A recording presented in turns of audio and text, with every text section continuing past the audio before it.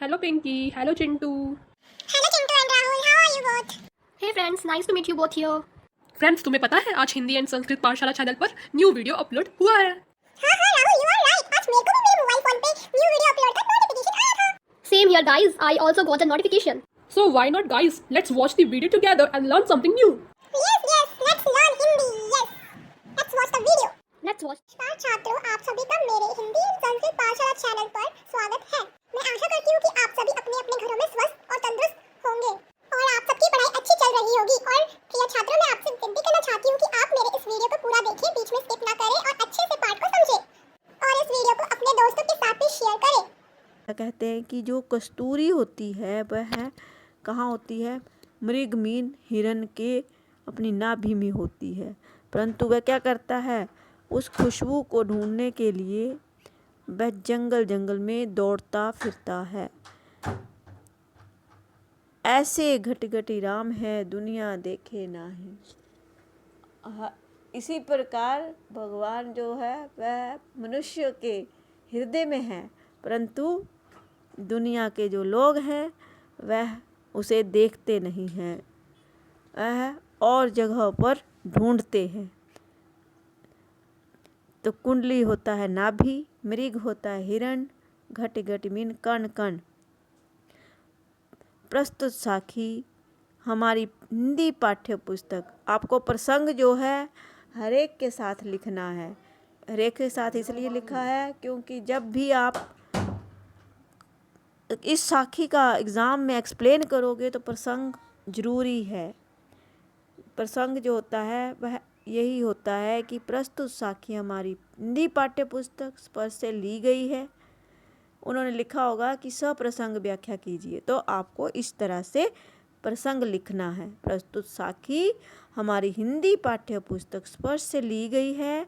इसके कवि कबीरदास जी हैं। इसमें कबीर कहते हैं कि संसार के लोग कस्तूरी हिरण की तरह हो गए हैं। जिस तरह हिरण कस्तूरी प्राप्ति के लिए इधर उधर भटकता रहता है, उसी तरह जो लोग भी ईश्वर प्राप्त करने के लिए भटक रहे हैं। यहाँ पर लोगों को भटकता हुआ बताया है इस साखी के माध्यम से कबीर जी ने।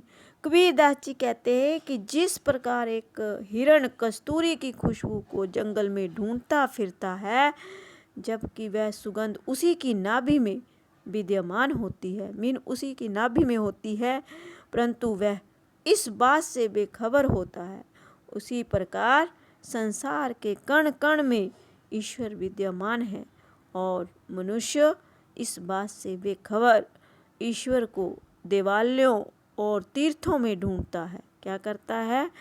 ईश्वर जो है उसको कहाँ ढूंढता है? देवालयों और तीर्थों में ढूंढता है। कबीर जी कहते हैं कि अगर ईश्वर को ढूंढना ही है तो अपने मन में ढूंढो।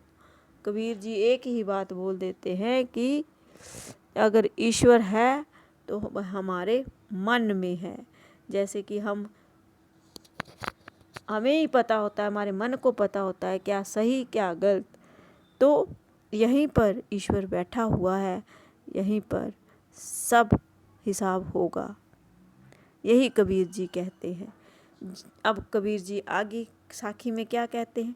जब मैं था तब हरि नहीं। कबीर जी कहते हैं कि जब मैं था, मीन मुझ में अंदर जो थी मैं थी, तब मुझे तो भगवान नहीं था। अब हरि है, मैं नहीं, मीन अब मैं खत्म हो गई। अब किसका निवास आ गया मेरे हृदय में? भगवान का। सब अंधियारा मिटी गया जब दीपक देखा माही। तो कबीर जी कहते हैं, कबीर जी ने भगवान को अंदर ही प्रकट कर लिया है। अब कबीर जी कहते हैं कि सारा अंधेरा मिट गया, अंधेरा मिट गया जब मेरे अंदर जो था दीपक, मैंने अपने अंदर दीपक को जलता हुआ देखा है। तब से उसको सब भ्रम दूर हो गए। मैं मीन अहंकार अपनी मैं को मार दिया उसने और हरि परमेश्वर को पा लिया। अंधेरा मीन अंधकार मिट गया। प्रस्तुत साखी हमारी हिंदी पाठ्य पुस्तक स्पर्श से ली गई है। इस साखी के कबीर कवि कबीरदास जी हैं। और इसमें कबीर जी मन में अहंकार के मिट जाने के बाद मन में परमेश्वर के वास की बात करते हैं। अब हर साखी जो है कबीर की अलग संदेश दे रही है छात्रों, तो उस संदेश को ही आपने हर एक प्रसंग में लिखना है। प्रसंग सेम नहीं है, आप ये मत समझना, क्योंकि प्रसंग में हर बार जो दोहे में शिक्षा दी गई है उसी को लिखना है। व्याख्या, कबीर कहते हैं कि जब इस हृदय में मैं अर्थात मेरा अहंकार था, तब उसमें परमेश्वर का वास नहीं था। जब तक हम लोग अहंकार करते हैं तब तक परमेश्वर जो है हमारे अंदर वास नहीं करता। परंतु अब हृदय में अहंकार नहीं है तो उसमें प्रभु का वास है, वहाँ प्रभु का निवास हो गया। जब हम अहंकार खत्म हो गया, जब परमेश्वर नामक दीपक के दर्शन हुए तो अज्ञान रूपी अंधकार का विनाश हो गया। अब परमेश्वर का पता चल गया है तो उस अंधकार से विनाश हो गया, खत्म हो गया। यही इस साखी में संदेश दे रहे हैं कबीर जी। नेक्स्ट साखी है, सुखिया सब संसार है, खाए और सोए, सुख दुखिया दास कबीर है, जागे और रोवे। अब इस साखी में कबीर जी कहते हैं कि सब संसार सुखी है। संसार क्या करता है? खाता है और सो जाता है। दुखिया दास कबीर, जागे और रोए। और कबीर दास जो है वह बहुत दुखी है। क्यों दुखी हैं? वो जागते रहते हैं और रोते रहते हैं। किसकी चाह में? प्रभु को पाने की चाह में वह रोते रहते हैं। सुखिया मीन सुखी, अरु मीन ज्ञान, अज्ञान रूपी अंधकार। सोवे मीन सोए हुए, दुखिया दुखी, रोवे रो रहे हैं, दुखी होकर रो रहे। प्रस्तुत साखी में क्या कहना चाहते हैं कबीर दास कि अज्ञान रूपी अंधकार में सोए हुए मनुष्यों को देखकर दुखी है और रो रहे हैं। वह सोचते हैं कि जो संसार है अंधकार में जो सो रहा है सच्चाई से दूर, वह दुखी हैं। उनको समझा रहे हैं और रो रहे हैं कि ये ज्ञान रूपी अंधकार में सोए हुए मनुष्यों को देखकर दुखी हैं, रो रहे हैं। वह उनमें परिवर्तन लाना चाहते हैं ईश्वर कबीरदास। कबीर जी कहते हैं संसार के लोग क्या हैं? अज्ञान रूपी अंधकार में डूबे हुए हैं और अपनी मृत्यु आदि से भी अनजान सोए हुए हैं। संसार के लोगों को अपनी मृत्यु के बारे में कोई पता नहीं कि कब आ जाए, अनजान हैं, सोए हुए हैं। ये सब देखकर कबीर दुखी हैं, वे रो रहे हैं। वे प्रभु को पाने की आशा में हमेशा चिंता में जागते रहते हैं। अब कबीर जी को क्या चिंता है कि भगवान को पाना है, उसी की चिंता में वह रोते रहते हैं और जागते रहते हैं। इस साखी में यही संदेश दिया है। अब नेक्स्ट, बिरह भुवंगम तन बसे, बिरह भुवंगम तन बसे, मंत्र न लागे कोई, राम वियोगी ना जीवे, जीवे तो भोरा होई। अब इस साखी में कबीर जी क्या कहना चाहते हैं कि बिरह होता है बिछड़ने का गम, और भुवंगम मीन भुजंग, सांप, भोरा मीन पागल। प्रस्तुत साखी हमारी हिंदी पाठ्य पुस्तक स्पर्श से ली गई है। इस साखी के कवि कबीर दास जी हैं, जिसमें कबीर जी कहते हैं कि ईश्वर के वियोग में मनुष्य जीवित नहीं रह सकता। क्या कहते हैं कि ईश्वर जो के वियोग में मनुष्य जीवित नहीं रह सकता। अगर रह भी जाता है तो वह पागल हो जाता है।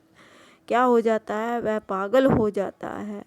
जब ईश्वर के वियोग में रोने लगता है मनुष्य तो वह पागलों की तरह हो जाता है।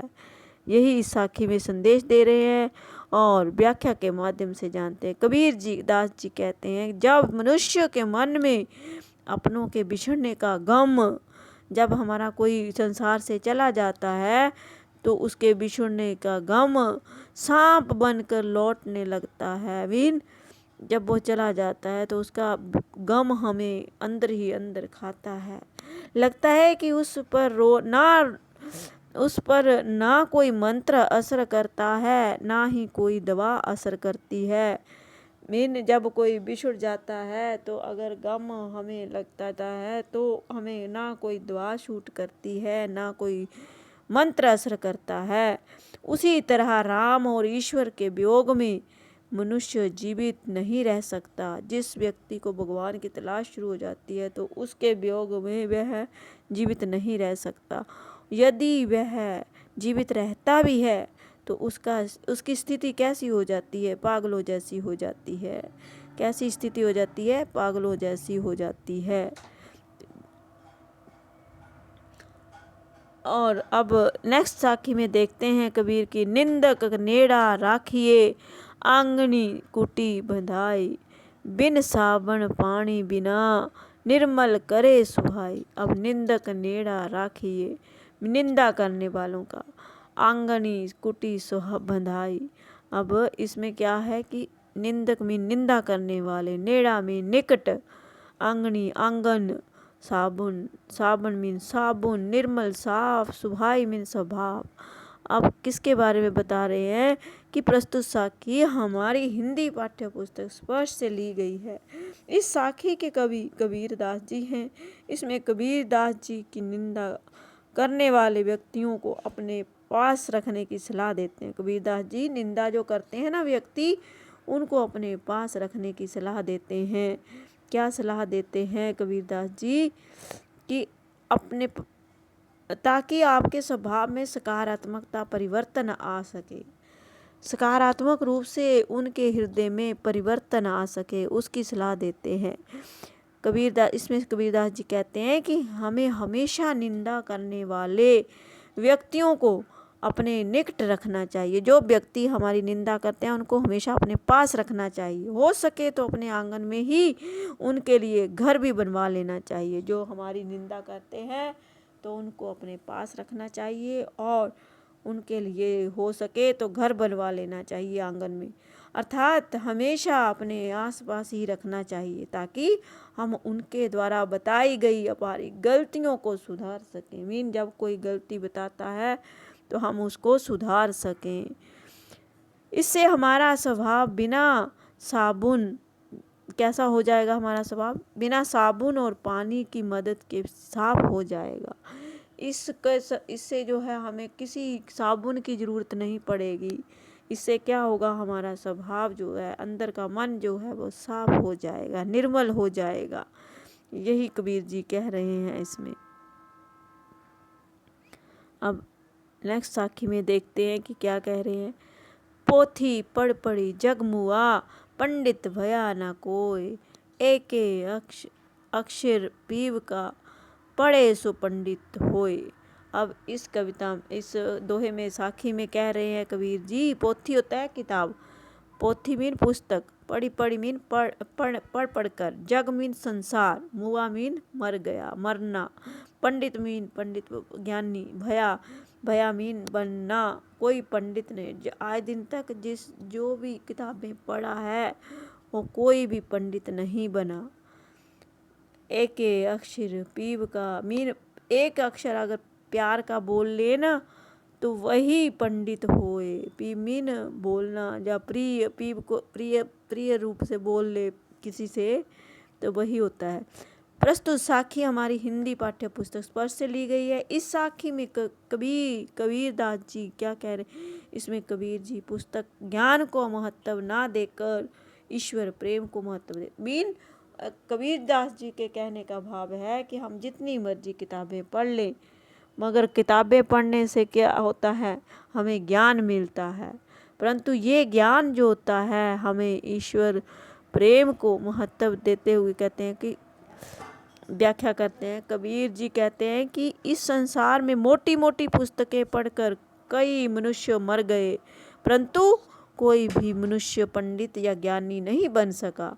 यदि किसी व्यक्ति ने ईश्वर प्रेम का एक अक्षर पढ़ लिया होता तो वह पंडित बन जाता। मीन किसी से प्रेम से बोल लिया होता तो वह पंडित बन गया होता, परंतु किताबें पढ़ने से कोई पंडित नहीं बन जाता। यदि कि अक्षर पढ़ लिया, प्रेम के अक्षर बोल लिए होते तो वही पंडित बन जाता। अर्थात ईश्वर प्रेम ही एक सच है, इसे जानने वाला ही वास्तविक ज्ञानी है। जिसने ईश्वर से प्रेम कर लिया वही उसी को वास्तविक ज्ञानी कहा है कबीर जी ने। कुछ तो बातें आपको समझ में आई होंगी, क्योंकि कबीर के हर एक दोहे में बच्चों बहुत सारी शिक्षाएं हैं हमारे जीवन से संबंधित। अगर कोई उन शिक्षाओं को अपने जीवन में अपनाए तो वो सफल जीवन जी सकता है। अब नेक्स्ट है, हम घर जा लिया अपना लिया मुराड़ा हाथी, अब घर जालों तास का जे चले हमारे साथी। अब इस साखी में क्या कह रहे हैं कबीर जी कि जालिया मीन जलाया, आपनों मीन अपना, अपनों किसे बोला है अपना, मुराड़ा मीन जलती हुई लकड़ी, ज्ञान जालो मीन जलाऊं, तास का मीन उसका। प्रस्तुत साखी हमारी हिंदी पाठ्य पुस्तक स्पष्ट से ली गई है। इस साखी के कवि कबीर दास जी हैं। इसमें कवि मोह माया रूपी घर को जलाकर अर्थात त्याग कर ज्ञान को प्राप्त करने की बात करते हैं कि मोह माया को त्याग दो और क्या करो, क्या हासिल करो, ज्ञान को प्राप्त करने की बात कह रहे हैं कबीर दास जी। कबीर जी कहते हैं कि उन्होंने अपने हाथों से क्या किया है, अपना घर जला दिया। कबीर जी कहते हैं कि मैंने अपना घर अपने हाथों से जला दिया है। अर्थात उन्होंने उनके इस बात के कहने के पीछे क्या है कि मोह माया रूपी घर को जलाकर ज्ञान प्राप्त कर लिया है। उन्होंने सारी मोह माया का त्याग कर दिया और ज्ञान उसको जला दिया और ज्ञान प्राप्त कर लिया है। अब उनके हाथों में जलती हुई मशाल, मशाल में लकड़ी है। अब उनके हाथों में क्या है, एक जलती हुई मशाल है, लकड़ी है, यानी ज्ञान है। अब वह उसका घर जलाएंगे जो उनके साथ चलना चाहता है। अब कबीर जी कहते हैं कि उनका घर जलाएंगे जो उनके साथ चलना चाहता है, मीन उनकी द्वारा बताई गई शिक्षाओं को अपने जीवन में उतारेगा वही उनके साथ चल पाएगा। अर्थात उसे भी मोह माया से मुक्त होना होगा। जो ज्ञान प्राप्त करना चाहता है, जो ज्ञान प्राप्त करना चाहता है वह भी मोह माया से मुक्त हो जाएगा। यही इस साखी में संदेश दिया है कबीरदास जी ने कि हमें मोह माया छोड़कर ईश्वर प्रेम करना चाहिए। ज्ञान उसी को कहते हैं। तो ये थी आपकी छात्रों कुछ महत्वपूर्ण साखियाँ। अगर इसका अर्थ आपको अच्छे से समझ में आ गया है और तो आप वीडियो को लाइक तो ज़रूर कर देना। प्यारे बच्चों, जिन्होंने मेरे चैनल को अभी तक सब्सक्राइब नहीं किया है, मेरे चैनल को सब्सक्राइब कर दें ताकि आपको मेरे आने वाले वीडियो का नया नोटिफिकेशन मिल सके। लाइक और शेयर भी ज़रूर कर देना।